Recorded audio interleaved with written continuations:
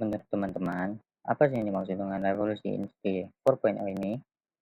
Pengertian revolusi industri 4.0 adalah suatu fase perkembangan industri yang ditandai dengan penggabungan teknologi digital, fisik, dan biologi secara masif, sehingga menciptakan sistem produksi yang cerdas, otomatis, dan saling terhubung. Revolusi industri 4.0 adalah transformasi digital dalam dunia industri yang mengubah cara manusia bekerja dan berinteraksi dengan teknologi. Tahapan revolusi industri. Yang pertama ada revolusi industri 1.0, dimulai pada abad ke-18 melalui penggunaan tenaga uap dan mekanisasi produksi. Sebelum memproduksi benang pada roda pemintal sederhana, versi mekanis mencapai 8 kali volume dalam waktu yang sama. Revolusi Industri 2.0 dimulai pada abad ke-19 melalui penemuan listrik dan jalur produksi perakitan. Henry Ford pada tahun 1863 sampai 1947 mengambil ide produksi massal dari sebuah rumah jagal di Chicago. Ia menerapkan prinsip ini ke dalam produksi mobil dan secara drastis mengubahnya ke dalam prosesnya. Selanjutnya ada revolusi industri 3.0, juga dikenal sebagai revolusi digital, ditandai dengan otomatisasi dan penggunaan komputer, serta robot dalam proses produksi. Era ini dimulai pada akhir abad ke-20 dan melihat perkembangan pesat teknologi informasi, termasuk komputer dan internet. Industri 4.0 adalah tahap transformasi digital yang melibatkan integrasi teknologi informasi dan komunikasi ke dalam industri. Era ini ditandai dengan kemajuan teknologi seperti kecerdasan buatan atau AI, Internet of Things atau IoT, komputasi awan atau cloud computing, dan big data. 5 pilar utama industri 4.0. 1. Internet of Things, sistem yang menggunakan perangkat komputasi, komponen, mekanis, dan mesin digital yang saling terhubung untuk menjalankan fungsinya melalui komunikasi data pada jaringan.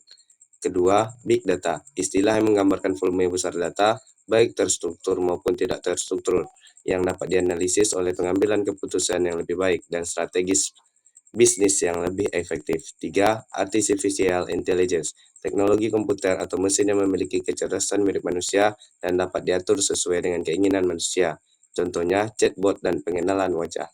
4. Cloud Computing. Cloud Computing menyediakan infrastruktur, platform, dan perangkat lunak yang dibutuhkan untuk mengelola data dan aplikasi secara terpusat, memungkinkan produktivitas dan integrasi yang diperlukan untuk manufaktur cerdas. 5. Additive Manufacturing.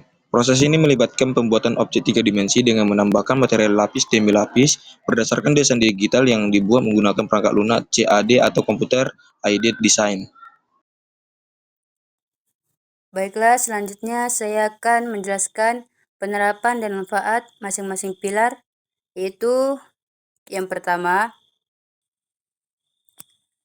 yaitu Internet of Things atau biasa yang disebut dengan IoT. Contoh penerapannya, sensor di pabrik, memberitahu kita kapan mesin perlu diperbaiki sebelum rusak, sehingga menghemat biaya dan waktu. Di rumah, kita bisa mengontrol lampu dan AC dari ponsel kita sendiri.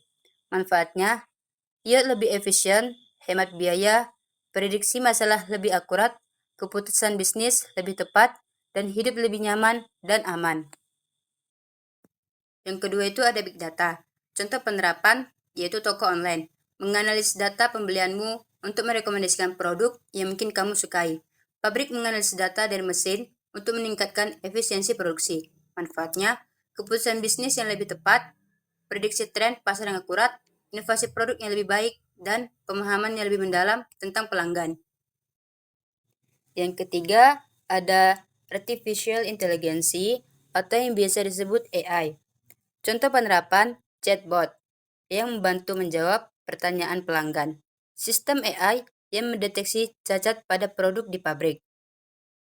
Manfaatnya, otomatis menjawab langsung tugas-tugas yang rumit, peningkatan kualitas produk, layanan pelanggan yang lebih personal, dan efisien yang lebih tinggi.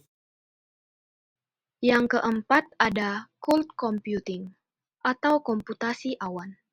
Penerapan dari cloud computing yaitu memungkinkan akses ke sumber daya komputasi seperti server, penyimpanan, basis data, jaringan, perangkat lunak melalui internet tanpa perlu mengelola infrastruktur fisik sendiri. Ini mendukung pilar-pilar lain dengan menyediakan platform yang skalabel dan fleksibel. Manfaat dari cloud computing sendiri, yang pertama, fleksibilitas dan skalabilitas. Perusahaan dapat dengan mudah menyesuaikan kapasitas komputasi sesuai kebutuhan. Yang kedua, mengurangi biaya investasi awal dan pemeliharaan infrastruktur IT. Yang ketiga, aksesibilitas data. Memungkinkan akses data dari mana saja dan kapan saja dan memfasilitasi kolaborasi.